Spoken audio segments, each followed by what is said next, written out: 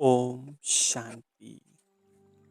आज बाबा की 6 तारीख की वाणी।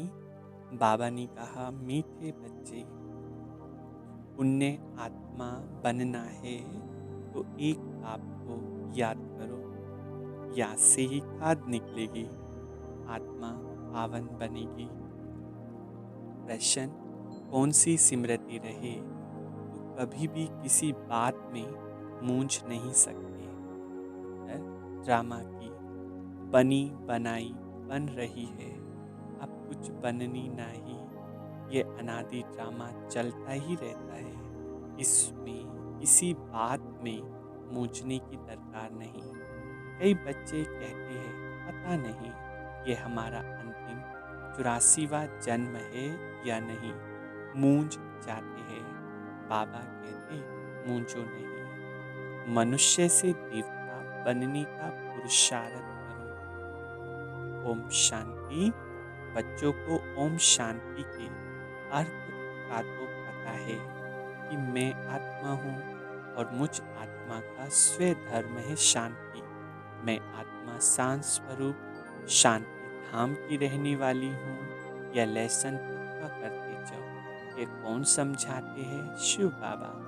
याद भी करना है शिव बाबा को। उनको अपना रथ नहीं है, इसलिए उनको बैल दे देते हैं। मंदिर में भी बैल रख दिया है। इसको कहा जाता है पूरा अज्ञान। बाबा समझाते हैं बच्चों को अथवा रूहों को, यह रूहों का बाप शिव। इनके नाम तो बहुत है, परंतु बहुत नाम से मूंझ पड़े हैं। वास्तव में इसका नाम है शिव। शिव जयंती भी भारत में मनाई जाती है। वे निराकार बाबा है, आकर पतितों को पावन बनाते हैं। कोई ने भागीरथ, कोई ने नंदीगण कह दिया है।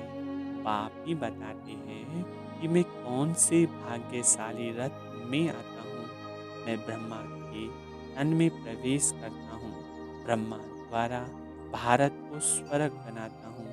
तुम सब भारतवासी जानते हो ना कि लक्ष्मी नारायण का राज्य था। तुम सब भारतवासी बच्चे आदि सनातन देवी देवता धर्म वाले थे, स्वर्गवासी थे। 5000 वर्ष पहले जब मैं आया था तो सभी को सतो प्रधान स्वर्ग का मालिक बनाया था। फिर पुनर्जन्म जरूर लेना पड़े। बाबा कितना सीधा बताते हैं।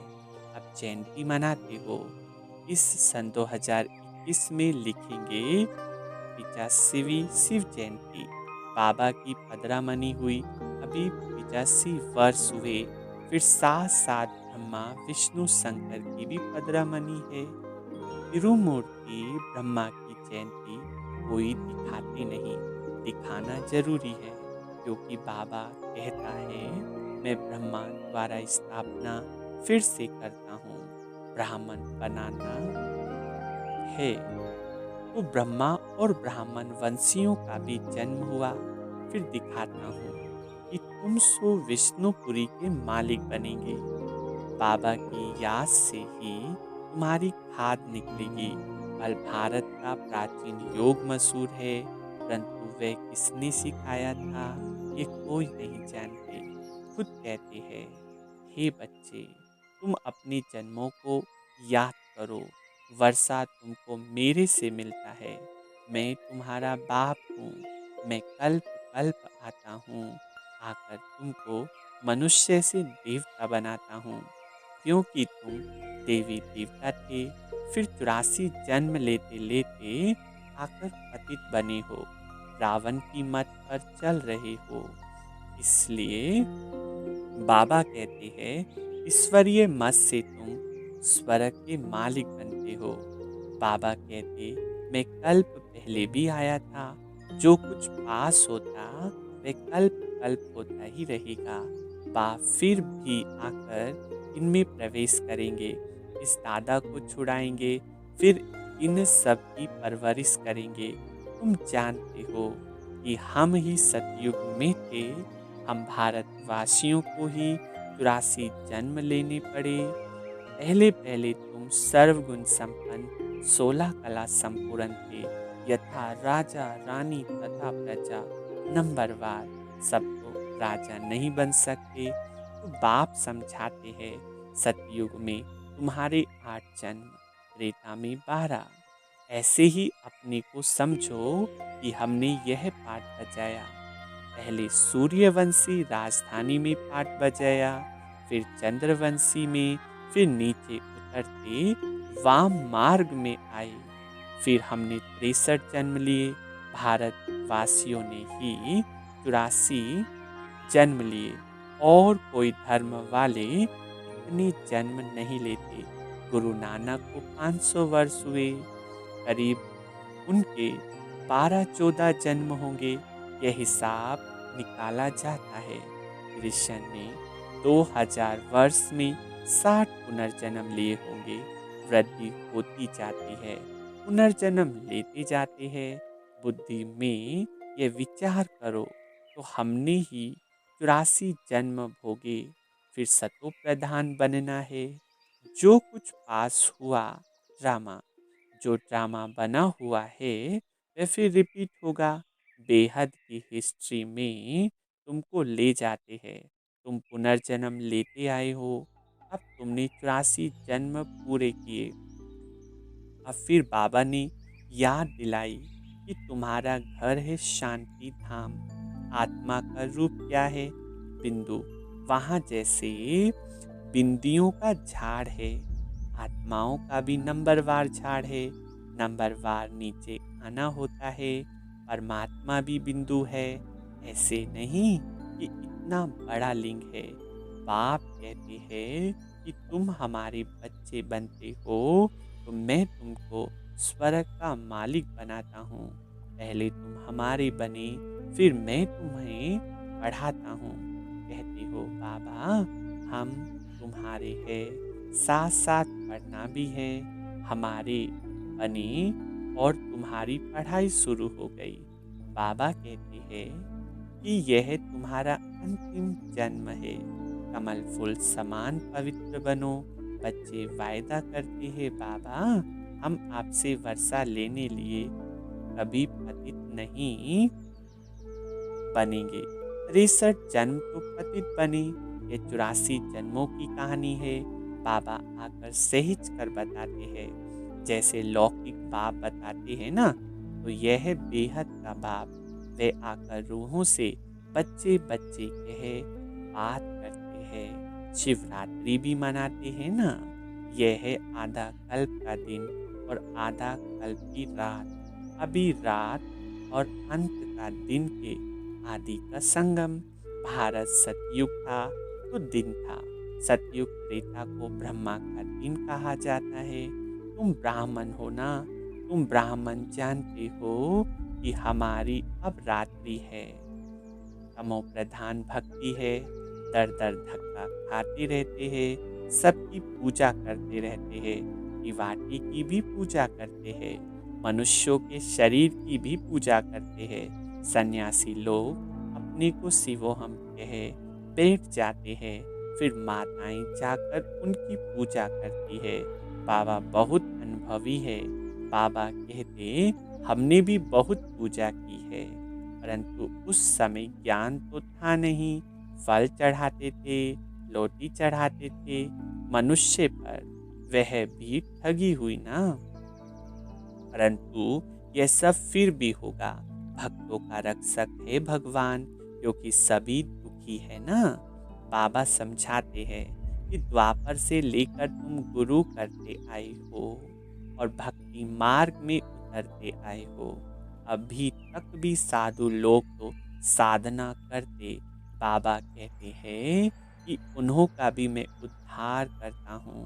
संगम पर तुम्हारी सत्गति हो जाती है, फिर तुम 84 जन्म लेते हो।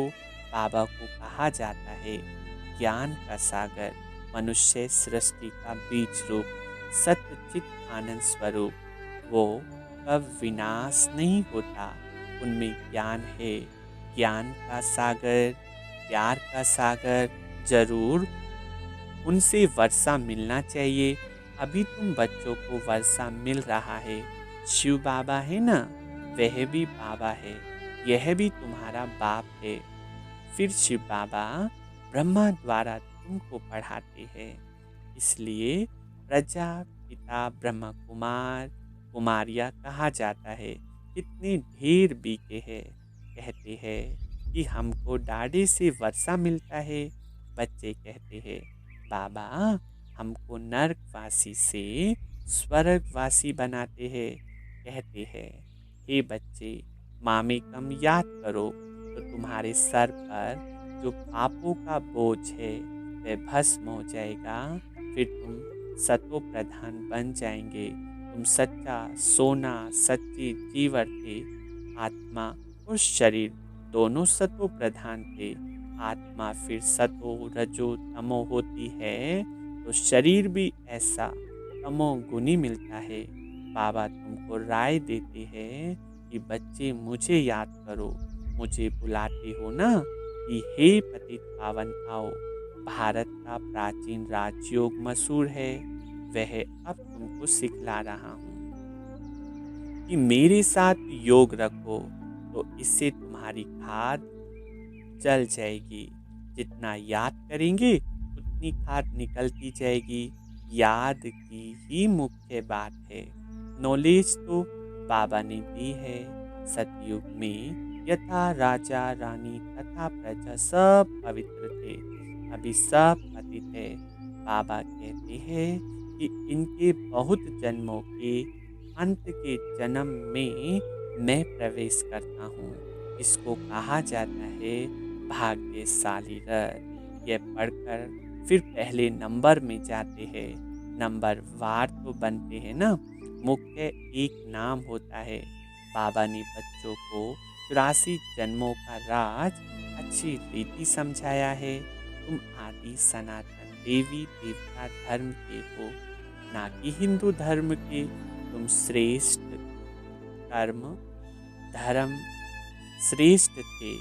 फिर रावण के प्रवेश होने से धर्म कर्म भ्रष्ट हो गए हो। अपने को देवी देवता कहलाने में लज्जा आती है, इसलिए हिंदू नाम रख दिया है। वास्तव में आदि सनातन देवी देवता धर्म के थे। तुमने 84 जन्म लिए, फिर पतित बन गए हो। 84 का चक्र भारतवासियों के लिए है। शिव बाबा कहते हैं, वापस जाना तो सबको है, पहले तुम जाएंगे। जैसे बारात जाती है ना, शिव बाबा को साजन भी कहते हैं। तुम सजनियाँ इस समय छी तमो प्रधान हो। उनको गुलगुल बनाकर ले जाएंगे, आत्माओं को पावन बनाकर ले जाएंगे। इसको लिबरेटर गाइड कहा गया है। बेहद का बाप ले जाता है। उनका नाम क्या है? शिव बाबा।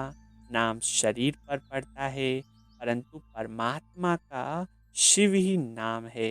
ब्रह्मा विष्णु शंकर का तो सूक्ष्म शरीर है।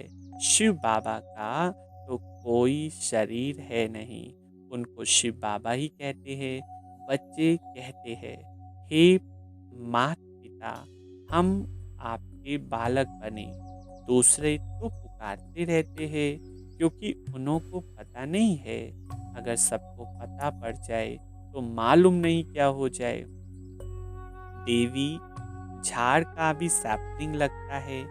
हीरे से कौड़ी बनने में 84 जन्म लगते हैं। फिर नए सिर से शुरू होगा। वर्ल्ड की हिस्ट्री ज्योग्राफी रिपीट होगी। बाबा समझाते हैं कि तुमने पूरे 84 जन्म लिए। 84 लाख तो हो ना सके, यह बड़ी भूल है। 84 लाख जन्म समझने कारण कल्प की आयु लाखों वर्ष कह दी, यह बिल्कुल झूठ। भारत अब झूठ खंड है। सच खंड में तुम सदा सुखी थे। इस समय तुम 21 जन्म का वर्षा लेते हो। सारा तुम्हारे पुरुषार्थ पर है। राजधानी में जो चाहो वह पद लो। इसमें जादू आदि की कोई बात नहीं। तुम सेकंड में जान लेते हो कि हम बाबा के बच्चे बने हैं। कल्प कल्प बाबा हमको स्वर्ग का मालिक बनाते हैं। आधा कल्प भटकते आए हो, स्वर्गवासी तो कोई भी हुआ नहीं। बाबा आकर तुम बच्चों को लायक बनाते हैं। बरोबर यहाँ महाभारत लड़ाई लगी थी और राजयोग सिखाया था। शिव बाबा कहते हैं कि मैं ही आकर तुमको सिखलाता हूँ, ना कि क्राइस्ट। अभी तुम्हारा बहुत जन्मों के अंत का जन्म है। मूंझो नहीं, तुम भारतवासी हो। तुम्हारा धर्म बहुत सुख देने वाला, और धर्म वाले तो वैकुंठ में आ नहीं सकते। यह भी ड्रामा अनादि चलता रहता है। कब बना यह कह नहीं सकते। इसकी नो एंड। वर्ल्ड की हिस्ट्री ज्योग्राफी रिपीट होती है। यह संगम युग, छोटा युग, चोटी है ब्राह्मणों की। बाबा तुम ब्राह्मणों को देवता बना रहे हैं, तो ब्रह्मा के बच्चे जरूर बनना पड़े। तुमको वर्षा मिलता है डैडे से। जब तक अपने को बीके नहीं समझे, तब तक वर्षा कैसे मिले। फिर भी कोई कुछ ना कुछ ज्ञान सुनते हैं तो साधारण प्रजा में आ जाएंगे। आना तो जरूर है। शिव बाबा ब्रह्मा द्वारा ब्राह्मण, देवता, क्षत्रिय धर्म की स्थापना करते हैं। सिवाय गीता के दूसरा कोई भी शास्त्र है नहीं। गीता है ही सर्वोत्तम देवी धर्म का शास्त्र, जिससे 3 धर्म स्थापन होते हैं। ब्राह्मण भी यहाँ बनना है, देवता भी यहाँ ही बनेंगे।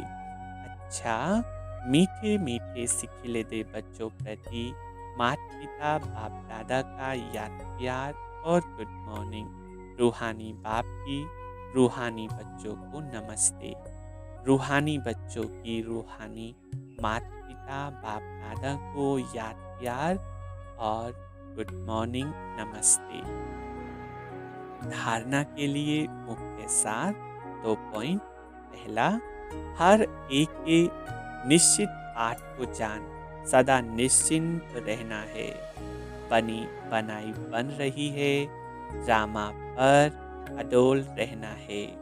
दूसरा, एक छोटे से संगम युग पर बाबा से पूरा वर्षा लेना है।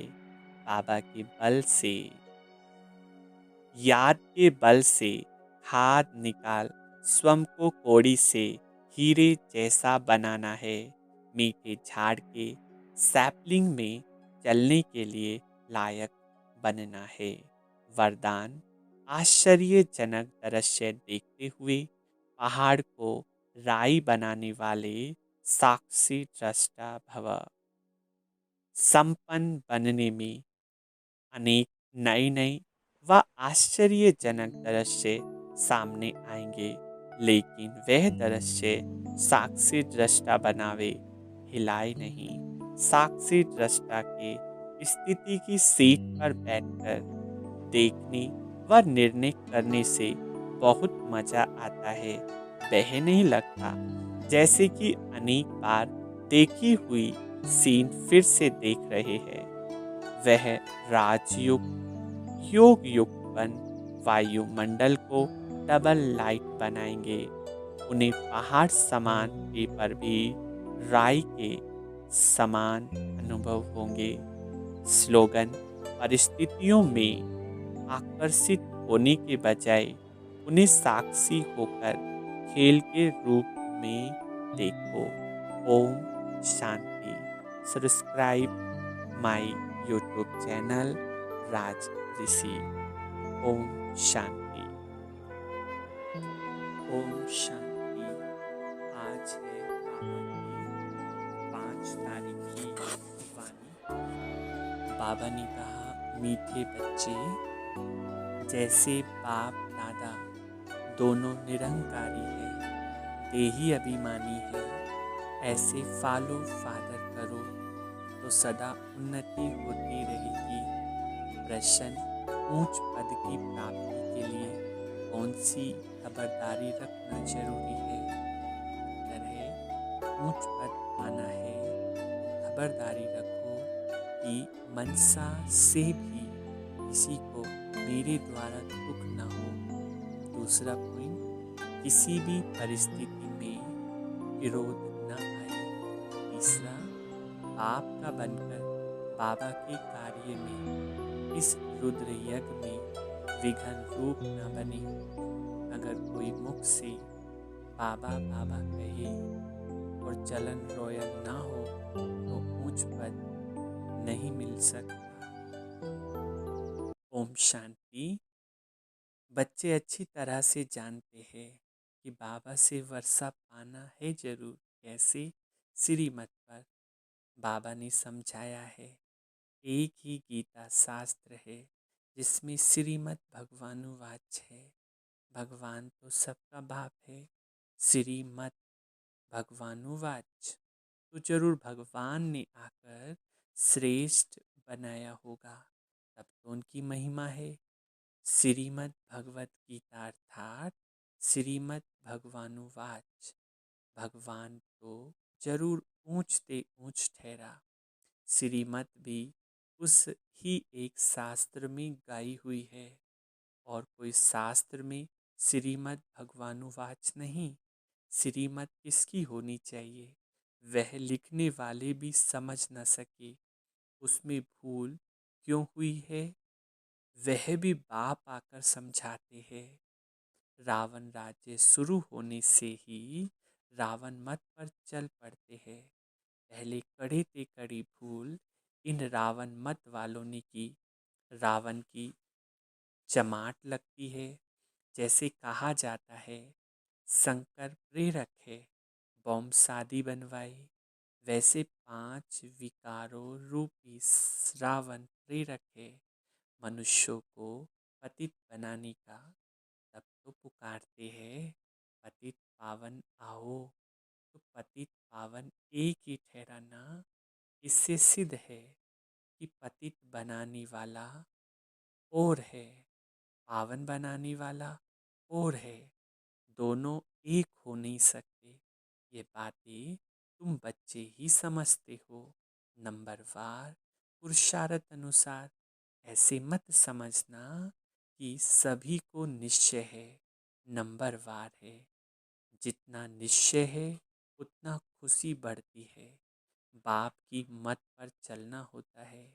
श्रीमत पर हमको यह स्वराज्य पद पाना है। मनुष्य से देवता बनने में देरी नहीं लगती। तुम पुरुषार्थ करते हो, मम्मा बाबा को फॉलो करते हो, वैसे वह आप समान बनाने की सर्विस कर रहे हैं। तुम भी समझते हो हम क्या सर्विस कर रहे हैं और मम्मा बाबा क्या सर्विस कर रहे हैं। बाबा ने समझाया था कि शिव बाबा और ब्रह्मा दादा दोनों इकट्ठे हैं, तो समझाना चाहिए कि सबसे नज़दीक है। इनका ही संपूर्ण रूप सूक्ष्म वतन में दिखाते हैं, तो जरूर ये तीखा होगा। परंतु जैसे बाप निरहंकारी है, देही अभिमानी है, वैसे ये दादा भी निरहंकारी है। कहते हैं कि शिव बाबा ही समझाते रहते हैं। जब मुरली चलती है तो बाबा खुद कहते हैं कि समझो कि शिव बाबा इन द्वारा सुना रहे हैं। यह ब्रह्मा भी जरूर सुनता होगा। यह ना सुने और ना सुनाए तो ऊंच पद कैसे पाए। परंतु अपना देही अभिमान छोड़ कहते हैं कि ऐसा समझो कि शिव बाबा ही सुनाते हैं। हम पुरुषार्थ करते रहते हैं, शिव बाबा ही समझते हैं। इसने तो पतित पना पास किया हुआ है। मम्मा तो कुंवारी थी, तो मम्मा ऊंच चली गई। तुम भी कुमारियाँ मम्मा को फॉलो करो। गृहस्थियों को बाबा को फॉलो करना चाहिए। हर एक को समझना है कि मैं पतित हूँ, मुझे पावन बनना है। मुख्य बात बाबा ने याद के यात्रा की सिखलाई है। इसमें देह अभिमान नहीं रहना चाहिए। अच्छा, कोई मुरली नहीं सुना सकते तो याद की यात्रा पर रहो। यात्रा पर रहते मुरली चला सकते हैं, परंतु यात्रा भूल जाते हैं तो भी हर्जा नहीं। मुरली चलाकर फिर यात्रा पर लग जाओ, क्योंकि वह वाणी से परे वानप्रस्थ अवस्था है। मूल बात है, देही अभिमानी हो, बाप को याद करते रहे और चक्र को याद करते रहे, किसी को दुख ना दे, यही समझते रहे। बाप को याद करो, यह है यात्रा। मनुष्य जब मरते हैं तो कहते हैं स्वर्ग पधारा। अज्ञान काल में कोई स्वर्ग को याद नहीं करते। स्वर्ग को याद करना माना यहाँ से मरना। ऐसे तो कोई याद नहीं करते। अभी तुम बच्चे जानते हो हमको वापस जाना है। बाप कहते हैं जितना तुम याद करेंगे उतना खुशी का पारा चढ़ेगा, वर्षा याद रहेगा। जितना बाप को याद करेंगे उतना हर्षित भी रहेंगे। बाप को याद ना करने से मूंझते हैं, गुटखा खाते रहते हैं। तुम इतना समय याद कर नहीं सकते। बाबा ने आशिक मासूक का मिसाल बताया है। वह बल धंधा करते और वह भल चरखा चलाती रहती है, तो भी उसके सामने मासूक आकर खड़ा हो जाता है। आशिक मासूक को याद करते, मासूक फिर आशिक को याद करते। यहाँ तो सिर्फ तुमको एक बाप को याद करना है। तुम बच्चे लिखते हो कि बाबा आप हमको याद करते हो। अरे, जो सबका मासूक है वह फिर तुम आशिकों को याद कैसे कर सकेंगे? हो नहीं सकता। वह है ही मासूक, आशिक बन नहीं सकता। तुमको ही याद करना है। तुम हर एक को आशिक बनना है, उस एक मासूक का। अगर वे आशिक बने तो इतनों को याद करे, यह तो हो नहीं सकता। कहता है कि मेरे द्वारा पापों का बोझ थोड़ी ही है जो किसको याद करूं। तुम्हारे ऊपर बोझ है। बाप को याद नहीं करेंगे तो पापों का बोझ नहीं उतरेगा। बाकी मुझे क्यों किसको याद करना पड़े? याद करना है तुम आत्माओं को। जितना याद करेंगे उतना पुण्य आत्मा बनेंगे, पाप कटते जाएंगे। बड़ी मंजिल है। देही अभिमानी बनने में ही मेहनत है। यह नॉलेज सारी तुमको मिल रही है। तुम त्रिकालदर्शी बने हो। नंबरवार पुरुषार्थ अनुसार सारा चक्र तुम्हारी बुद्धि में रहना चाहिए। बाबा समझाते हैं तुम लाइट हाउस हो ना, हर एक को रास्ता बताने वाले हो। शांति धाम और सुख धाम का ये सब नई बातें तुम सुनते हो, जानते हो कि बरोबर हम आत्माएं शांति धाम के रहवासी है। यहाँ पाठ बजाने आते हैं, हम एक्टर है। यही चिंतन बुद्धि में चलता रहे तो मस्ती चढ़ जाए। बाबा ने समझाया है आदि से लेकर अंत तक तुम्हारा पाठ है। अभी कर्मातीत अवस्था में जरूर जाना है, फिर गोल्डन एज में आना है। इस धुन में रहते अपना कल्याण करना है। सिर्फ पंडित नहीं बनना है, दूसरों को सिखलाते रहेंगे। खुद उस अवस्था में नहीं रहेंगे तो असर पड़ेगा नहीं। अपना भी पुरुषार्थ करना है। बाप भी बतलाते हैं कि हम भी याद करने की कोशिश करता हूँ। कभी माया का तूफान ऐसा आता है जो बुद्धि का योग तोड़ देता है। बहुत बच्चे चाट भेज देते हैं। वंडर खाता हूँ कि यह तो हमसे भी तीखे जाते हैं। शायद वेग आता है तो चार्ट लिखने में लग जाते हैं, परंतु ऐसी अगर तीखी डोरी पहने तो नंबर 1 में चले जाए। परंतु नहीं, वह सिर्फ चार्ट लिखने तक है। ऐसे नहीं लिखते कि बाबा इतनों को आप समान बनाया और वह भी लिखे, बाबा, हमको इसने यह रास्ता बताया, ऐसा समाचार नहीं आता। तो बाबा क्या समझेंगे? सिर्फ चाट बेचने से काम नहीं चलता।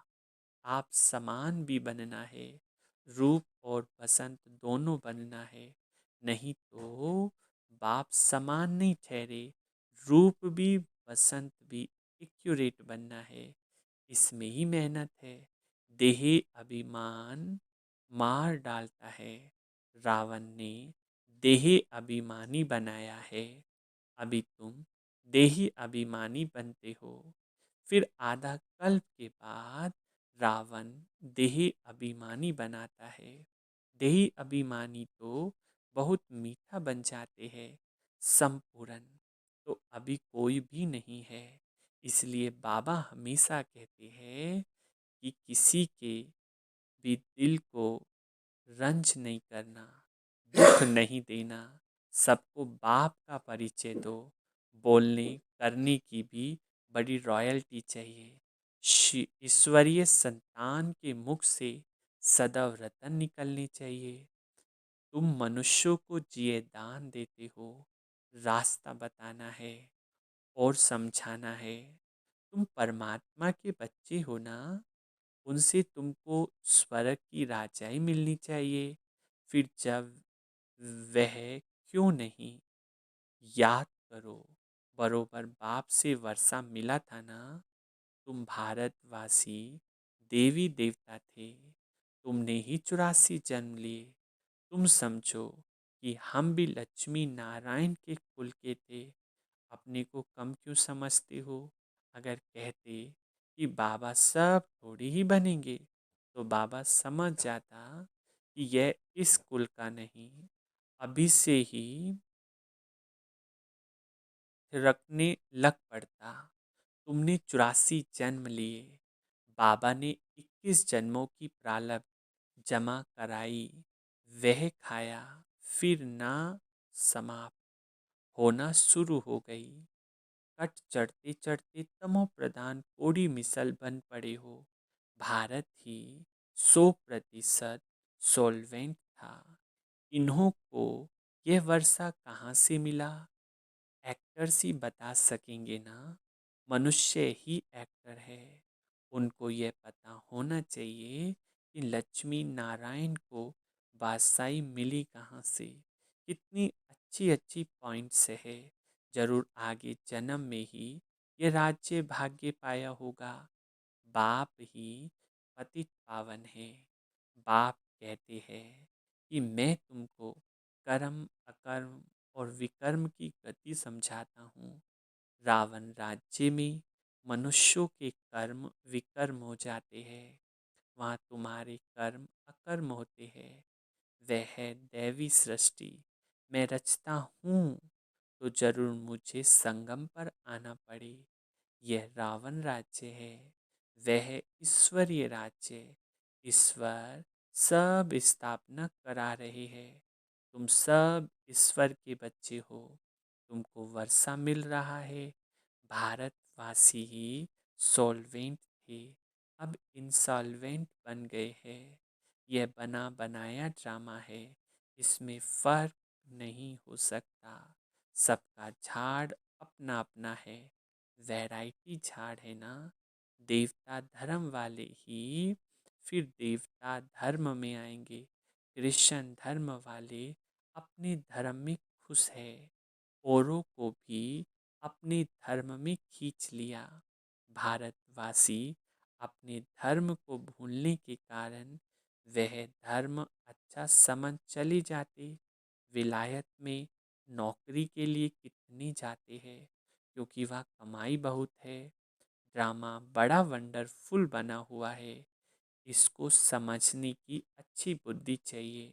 विचार सागर मंथन करने से सब कुछ समझ में आ जाता है। ये बना बनाया अनादि ड्रामा है। तो तुम बच्चों को आप समान सदा सुखी बनाना है। ये तुम्हारा धंधा है। पतितों से पावन बनना, जैसे बाबा का धंधा वैसे तुम्हारा। तुम्हारा मुखड़ा सदैव देवताओं जैसा हर्षित होना चाहिए। खुशी में तुम जानते हो हम विश्व के मालिक बनते हैं। तुम हो लवली चिल्ड्रन। विरोध पर बड़ी खबरदारी रखनी है। बाप आए हैं बच्चों को सुख का वर्षा देने। स्वर्ग का रास्ता सबको बताना है। बाबा सुख करता दुख हरता है, तो तुमको भी सुख करता बनना है। इसको दुख नहीं देना। दुख देंगे तो तुम्हारी सजा 100 गुना बढ़ जाएगी। कोई भी सजा से बच नहीं सकता। बच्चों के लिए तो खास ट्यूबिनल बैठती है। बाबा कहते कि तुम विघन डालेंगे तो बहुत सजा खाएंगे। कल्प कल्पांतर तुम साक्षात्कार करेंगे कि फलाने ये बनेंगे। आगे जब देखते थे तो बाबा मना करते थे कि ना सुनाओ। अंत में तो एक्यूरेट मालूम पड़ता जाएगा। आगे चलकर जोर से साक्षात्कार होंगे। वृद्धि तो होती जाएगी।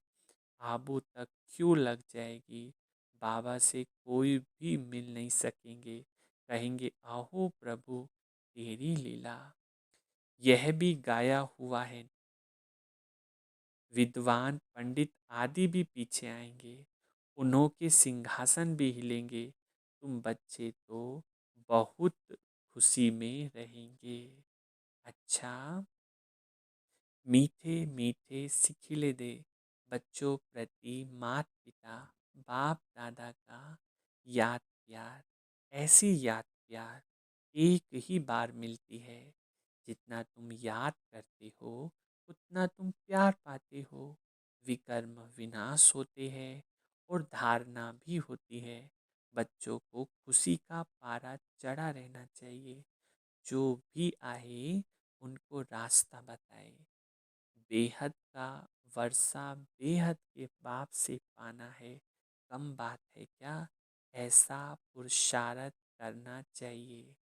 अच्छा, मीठे मीठे सिखिले दे रूहानी बच्चों प्रति रूहानी बाप दादा का याद प्यार और गुड मॉर्निंग। रूहानी बाप की रूहानी बच्चों को नमस्ते। रूहानी बच्चों की रूहानी माता पिता बाप दादा को याद प्यार और गुड मॉर्निंग नमस्ते। धारणा के लिए मुख के साथ 2 पॉइंट। पहला, बोलने चलने में बहुत रॉयल बनना है। मुख से सदैव रतन निकालने हैं। आप समान बनाने की सेवा करनी है। किसी की दिल को रंज नहीं करना। दूसरा पॉइंट, विरोध पर बड़ी खबरदारी रखनी है। मुखड़ा सदैव देवताओं जैसा हर्षित रखना है। स्वयं को ज्ञान